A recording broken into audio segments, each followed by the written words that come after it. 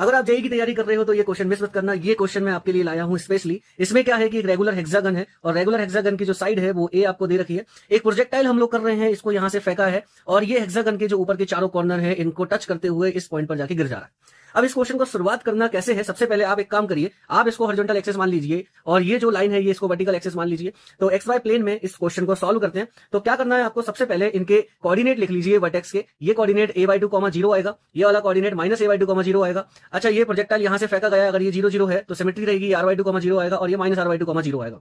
तो बेटा अब क्या करना है कि आप एक काम करिए, ये जो रेगुलर हेक्सागन है ये 6 ट्राइंगल से मिलकर बना है, सारे ट्राइंगल सिमिलर ट्राइंगल है। ये सारे के सारे जो ट्राइंगल है इनके कोऑर्डिनेट लिख लीजिए, इनके वर्टेक्स के कोऑर्डिनेट क्या क्या आएंगे। इसका कोऑर्डिनेट a,√3/2a आएगा, इसका a/2, √3 आएगा। ऐसे ही इसके कोऑर्डिनेट्स माइनस में आएंगे, -x डायरेक्शन है और पॉजिटिव y डायरेक्शन है।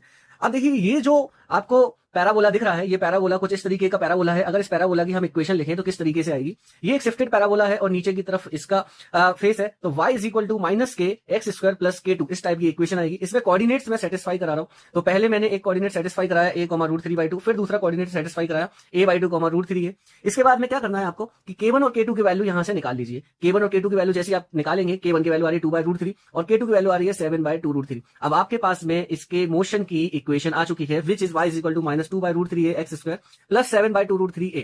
ये जो आपको पाथ दिख रहा है, इस पाथ की इक्वेशन हम लोगों ने निकाल ली है। अब क्या होगा कि आप देखिए ये वाला जो कोऑर्डिनेट है, यहां पर x कोऑर्डिनेट 0 है तो y कोऑर्डिनेट जो है वो मैक्सिमम हाइट का कोऑर्डिनेट है।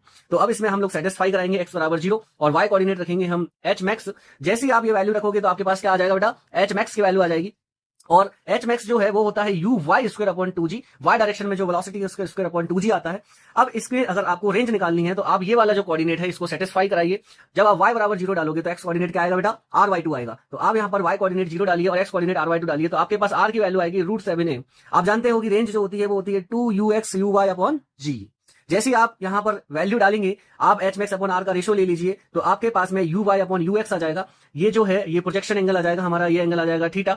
ठीक है, आप इनिशियल वेलोसिटी भी निकाल सकते हैं यहां से। तो एक बहुत ही शानदार क्वेश्चन प्रोजेक्टाइल का, अगर आप जेईई की तैयारी कर रहे हैं तो इस टाइप के क्वेश्चंस करते रहिए और बने रहिए टॉपर अड्डा में। Thank you.